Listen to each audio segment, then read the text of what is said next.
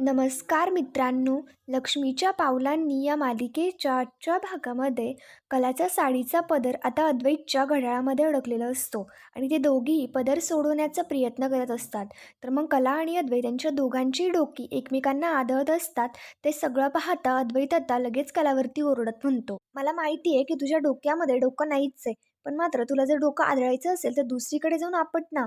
तिथे सरोज सुद्धा आलेली असते आणि ती कला अद्वैत यांच्या दोघांची ती सगळी गंमत पाहत असते. याच्यावरती कला आता लगेच अद्वैतला म्हणते, तू पटकन आटप, म्हणजे माझं डोकं ना आपटणार नाही. इकडे त्यांच्या दोघांचाही तो सगळा प्रकार पाहता सरोज आता त्यांच्या दोघांवरती देखील खूप हसत असते. कला खूपच बोलत असते तर अद्वैत लगेच कलावरती ओरडत म्हणतो की एवढं बोलतेस ना तर सोडव आता एकटीच. कला आता ते सोडवण्याचा देखील प्रयत्न करत असते, पण मात्र ती काय गाठ सुटतच नसते. अद्वैत आता म्हणतो की घड्याळ पण नाही निघत आहे आणि याच्यावरती कला म्हणते, आणि ही गाठ सुटता सुटत नाहीये. कला अद्वैत यांच्या दोघांचंही बोलणं पाहता तिकडे रजनी लगेच म्हणते, अंबाबाईने ना अगदी पक्की गाठ मारलीये आणि ती सुद्धा अगदी वेळेवरती. त्यामुळे ना गाठ सुटणारे आणि वेळ दाखवणारं घड्याळ. आता रजनीचं हे सगळं बोलणं ऐकल्यानंतर कला आणि अद्वैत दोघी आता आश्चर्याने तिच्याकडे पाहायला लागतात. त्याच्यानंतर सरोज आता कलाला म्हणते, मी फक्त ना एवढं विचारायला आले होते की मटकी भिजत घातली की नाही. पण मात्र कला मटकी भिजत घालायची विसरलेली असते. तर ती रजनीला सांगते की सॉरी रजनी मॅडम, मी मटकी भिजत घालायची विसरले.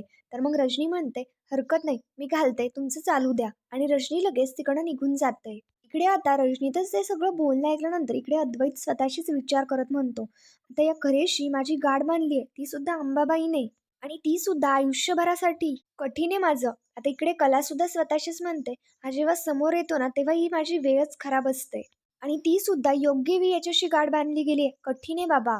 तर मग कला मनातल्या मनात बोलते ते अद्वैत पर्यंत ऐकू जातं. तर मग अद्वैत लगेच कलाला विचारतो, तू आता काहीतरी मनातल्या मनात बोललीस ना. कला लगेच अद्वैतला म्हणते, म्हणजे चांदेकर, माझे डोळे जसे मोठे आहेत ना तसे तुझे कान सुद्धा खूप लांब आहेत. तुला तर मनात बोललेलं सुद्धा ऐकू येतं. पण मात्र मला ही सुद्धा गोष्ट चांगलीच माहिती आहे की तू सुद्धा मनामध्ये काहीतरी बोललास. अद्वैत आणि कला दोघी आता ठरवतात की आपण पण बघूयात ही गाठ कशी सुटत नाही ते. कला अद्वैत दोघीही मिळून गाठ सोडवण्याचा प्रयत्न करू लागतात आणि शेवटी गाठ सुटतेच. अद्वैत आता म्हणतो, थँक गॉड, गाठ सुटली एकदाची. मला माहिती होतं की दोघांनी मिळून प्रयत्न केले ना तर गाठ सुटतेच. कला आता अद्वैतला चिमटा काढते तर अद्वैत लगेच ओरडत म्हणतो की अगं काय चाललंय काय तुझं, चिमटा काय काढतेस, धक्का काय मारतेस. कला आता अद्वैतला म्हणत असते, अरे तू शांत हो, ते सेम पिच होतं. अरे चांदेकर, तुला कळतंय का, आयुष्यामध्ये पहिल्यांदा आपलं कशावर तरी एकमत झालंय. अद्वैत सुद्धा लगेच कलाला म्हणतो, ऍक्च्युली तुझं बोलणं ना एकदम बरोबर आहे. आपण खरं तर ना याच मुद्द्यावरती मिळून ना दोघांनी काम केलं पाहिजे. कला आणि अद्वैत दोघीही मिळून आता एकमेकांना शेक हँड करतात आणि दोघांनी आता मिळून मिसळून वागायचं असं ठरवतात. आणि हे सगळं ठरवल्यानंतर कला आणि अद्वैत हे दोघीही खूप खुश असतात. त्याच्यानंतर आता इकडे दुसरीकडे राहुल आणि नैना दोघीही त्यांच्या रूममध्ये असतात. तर मग आता नैना म्हणत असते, याला म्हणतात परफेक्ट ट्युनिंग. मी फक्त तुझ्याकडे बघितलं आणि तुला बरोबर कळलं की मला काय म्हणायचंय ते. तुला माहिती आहे का, तू ना या जगातला सगळ्यात बेस्ट हजबंड आहेस. त्याच्यानंतर राहुल आता नैनाला एकदम करेक्ट प्रश्न विचारतो. राहुल आता नैनाला विचारतो, पण मात्र जर एवढं सिरियस असेल ना तर डॉक्टरांना दाखवायला काय हरकत आहे, आणि तू डॉक्टरांना दाखवायला एवढी का घाबरत होतीस. तर मग आता नैना सुद्धा आता राहुलचं हे बोलणं पाहता स्वतःशीच विचार करत म्हणते, अरे देवा, आता याला कसं मॅनेज करू, किती संशयी माणसं आहे ती. मग त्याच्यानंतर आता राहुल लगेच नैनाला म्हणतो, अगं मी तुला काहीतरी विचारलं होतं. याच्यावरती नैना आता लगेच राहुलला म्हणते, अरे तुझं बरोबर आहे, पण आता आत्ताच बघ ना की मी केवढी खुश आहे. आणि घरचे जरा जास्तच काळजी करतात. म्हणजे बघ ना, आपण जर डॉक्टरांकडे गेलो आणि डॉक्टरांनी जर आपल्याला स्ट्रिक्ट डाएट दिलं, घराबाहेर पडूच नका असं म्हणाले, तर मी काय करू. आणि विचार कर, आपल्या सगळ्याच आनंदाचा विचका होईल. मग आपल्या दोघांना कुठे एकत्र बाहेर फिरायला सुद्धा जाता येणार नाही. नैना आता राहुलला म्हणत असते, राहुल, मला तुझ्याबरोबर माझं सगळं लाईफ एन्जॉय करायचंय. त्याच्यामुळे मला तरी असंच वाटतंय की मी डॉक्टरांकडे न गेलेलीच बरी. मी ओके आता, त्याच्यामुळे काहीच प्रॉब्लेम नाहीये. तर मग त्याच्यानंतर राहुल आता लगेच नैनाला म्हणत असतो, ठीक आहे नैना ते सगळं, पण मात्र मगाशी तुला उलट्या झाल्या आणि फूड पॉयझनिंग वगैरे या गोष्टीचं तुला टेन्शन नाही का आलं. नैना आता लगेच राहुलला म्हणते, अरे नाही रे, तसं काहीच नाहीये. आता जर मी तसं काय असतं तर सगळ्यात आधी आपल्या बाळाचा विचार केला असता. राहुलला देखील नैनाचं ते बोलणं पटतं आणि राहुल आता नैनाला म्हणत असतो, तुझं बोलणं ना बरोबर आहे. आता जर तुला काही गरज पडली तर सांग मला. तेवढ्यात आता लगेच तिथे कला येते.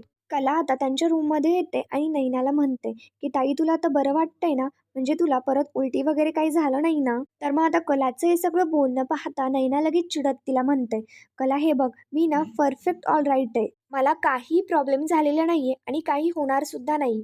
तुला जर खरंचच माझ्यासाठी काही करायचं असेल ना, तर फक्त एकच कर.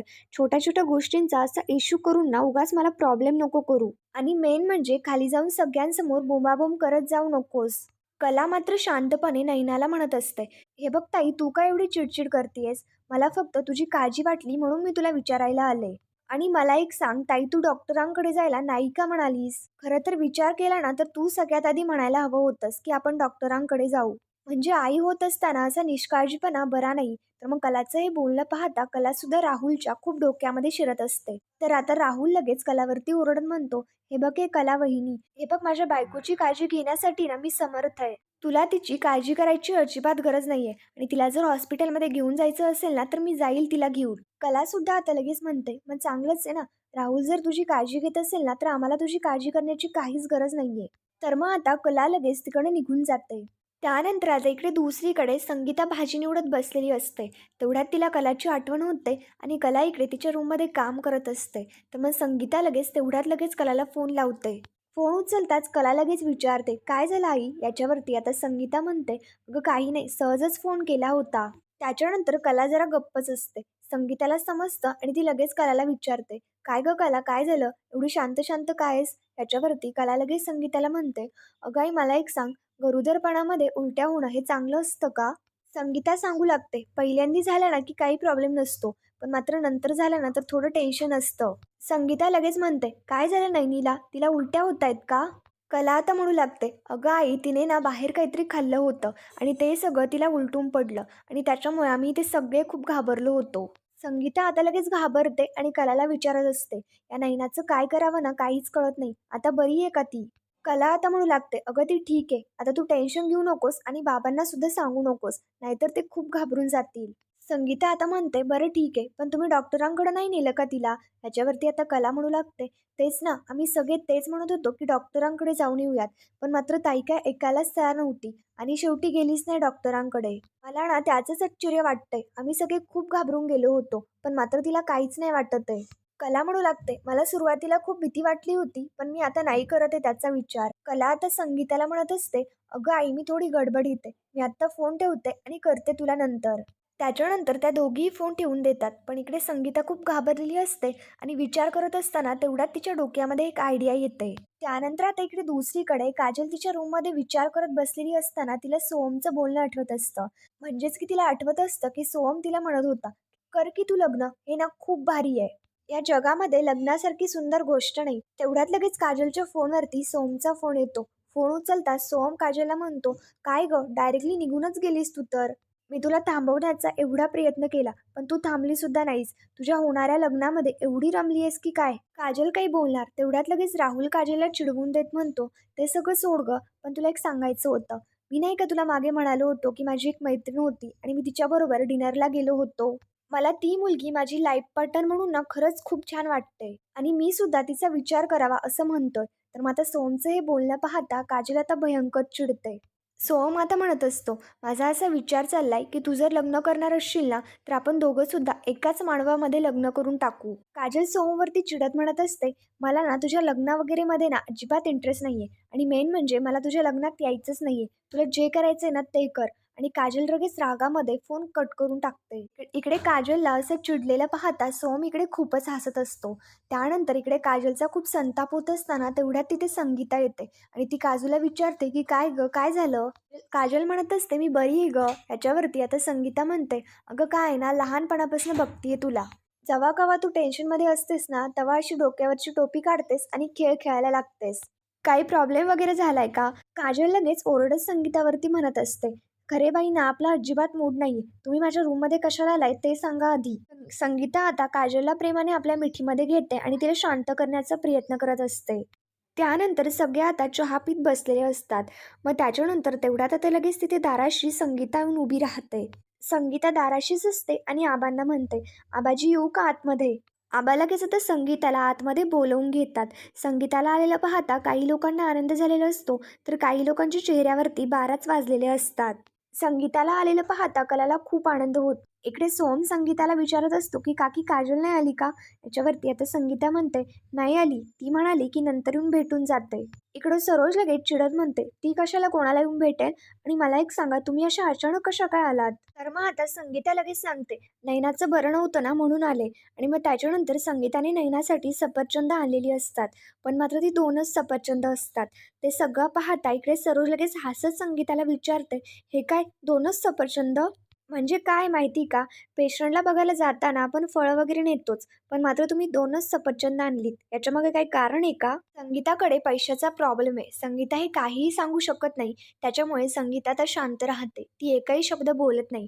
पण मात्र तेवढ्यात आबा लगेच मध्येच बोलत म्हणतात, "काल आमच्या नैनाची ना तब्येत थोडीशी बिघडली. ती काय स्वतःची काळजी नाही घेत. तिने काळजी घ्यायला हवी कारण ती 2 जीवाची आहे. आता तुम्हीच तुमच्या भाषेमध्ये तिला समजून सांगा कारण प्रत्येक वेळेमध्ये तिचा हलगर्जीपणा होतो." संगीता आता लगेच म्हणू लागते, "हो बरोबर आहे तुमचं. पण आबाजी तुम्हाला काय सांगू, आमची नैनी ना जरा अल्लडच आहे." त्याच्यानंतर कला आता आबांना म्हणते, "आबा मला तुम्हाला काहीतरी सुचवायचं होतं. आपण जर नैनाताईची काळजी घेण्यासाठी एखाद्या मावशीला ठेवलं तर?" कलाचं हे बोलणं पाहता नैनाच्या पायाखालची तर आता जमीनच सरकते.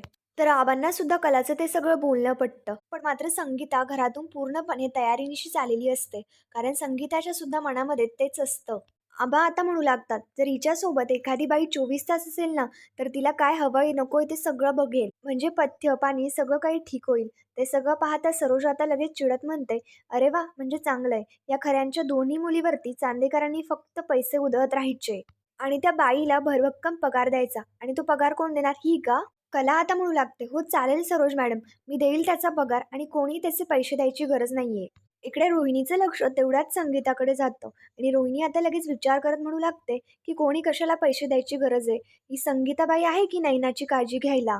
हिला नोकरासारखं घरामध्ये वावरता सुद्धा येईल आणि या संगीताचा वापर दुसऱ्या गोष्टीमध्ये सुद्धा करता येईल. रोहिणी लगेच आबांना म्हणते, की "डॅड मला असं वाटतंय, की आपण मिसेस खरेंना नैनाची काळजी घेण्यासाठी ना इथेच थांबवून घेऊयात." रोहिणी पूर्णपणे संगीताच्या मनाप्रमाणे बोललेली असते.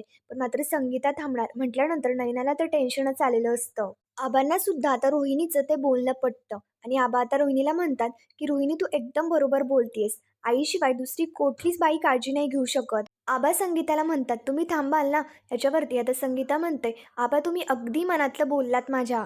स्वतःच्या लेकीची काळजी घ्यायला मी कशापायी नाही म्हणेल." म्हणजे आबांना सुद्धा टेन्शन राहत नाही, की नैनाचं बाळंतपण अगदी व्यवस्थित होणार. स्वतःची आई आता तिच्या बरोबर आहे म्हटल्यानंतर तिला सुद्धा अवघडल्यासारखं होणार नाही.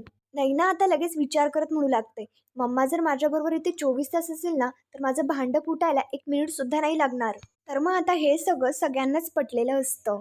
संगीता आता म्हणू लागते, की "तशी माझ्या नैनीची सुद्धा काळजी घ्यायला मी इथे आली आहे. पण मात्र माझ्या कलाची सुद्धा मी काळजी घेणार. मी इथे राहिले ना म्हणजे मला माझ्या कलाचा संसार सुद्धा डोळ्याने बघता येईल." संगीताचं हे बोलणं पाहता अद्वैतला लगेच आता दिनकरचं बोलणं आठवतं. म्हणजेच की कलाला घरामध्ये तिच्या योग्यतेप्रमाणे मान द्या असं दिनकरचं म्हणणं होतं. इकडे आता कलाला प्रश्न पडतो, की हा चांदेकर मी कशी चुकीची आहे ना हेच आईला पटवून देणार आणि आता चांदेकर याचा गैरफायदा घेणार. आता इकडे अद्वैत सुद्धा लगेच स्वतःशीच म्हणतो, "आमच्या दोघांची भांडणं आता त्यांच्या डोळ्यासमोर येणार आणि मी कसा चिडतो, कसा वाईट बोलतो ना हे आता यांना कळणार. पण ही तर माझ्यासाठी सुवर्ण संधी आहे. आता या संधीचा फायदा तर मला घ्यायलाच हवा." त्यानंतर आता संध्याकाळी आबा आता संगीताला म्हणतात, की "विहीनबाई तुम्ही फोन करून कळवा आणि आता इथेच राहा." रजनीचं सुद्धा म्हणणं असतं, "कशाला ये आणि कशाला जा जा. तुमचं काही सामान आणायचं असेल ना तर सांगा. सोम येताना घेऊन येईल." संगीता सांगण्याचा प्रयत्न करत असते, की "ते मी बरोबरच आणलंय." पण मात्र आबा तिचं काहीच ऐकून घेत नाही आणि मध्ये-मध्ये बोलत असतात. संगीता आता आबांना म्हणते, "अहो तुम्ही टेन्शन घेऊ नका. मी ना ते ठरवूनच आले होते आणि बघा मी सामानाची बॅगसुद्धा आणली आहे." हे सगळं पाहता सरोज आता लगेच आश्चर्याने संगीताकडे पाहायला लागते. संगीता आता हात जोडत म्हणत असते, की "एवढ्या मोठ्या घरामध्ये राहायचा कधी अनुभव नाही आला. त्याच्यामुळे काही चुकलं ना तर सांभाळून घ्या." तर मित्रांनो पुढील भागामध्ये आपण पाहणार आहोत अद्वैत संगीताला विचारत असतो, की "तुमची झोपण्याची सोय झाली का?" पण मात्र रोहिणी मध्येच बोलत म्हणते, "मिसेस खरे तुम्ही आमच्या किचनमध्ये झोपा. अगदी छोटीशी जागा आहे आणि तुम्हाला तसंही छोट्याशा जागेमध्ये झोपायची सवयच आहे." अद्वैत कला दोघेही झोपण्याच्या तयारीमध्ये असतात. अद्वैत आता कलाच्या गादीवरनं चालत चालत जातो. कला आता ओरडत म्हणते, की "चांदेकर तू काय केलं?" याच्यावरती आता अद्वैत म्हणतो, की "आवाज खाली करायचा, नाहीतर मी तुझ्या आईला जाऊन सांगेन ना." आता तुझी आई ना मलाच सपोर्ट करणार. शेवटी न्याय झाला. तो ना सगळं बघत असतो. तर मित्रांनो, पुढील भागांच्या डेली अपडेट्ससाठी आमच्या शिव मराठी या चॅनलला लगेच सबस्क्राईब करा. Thank you.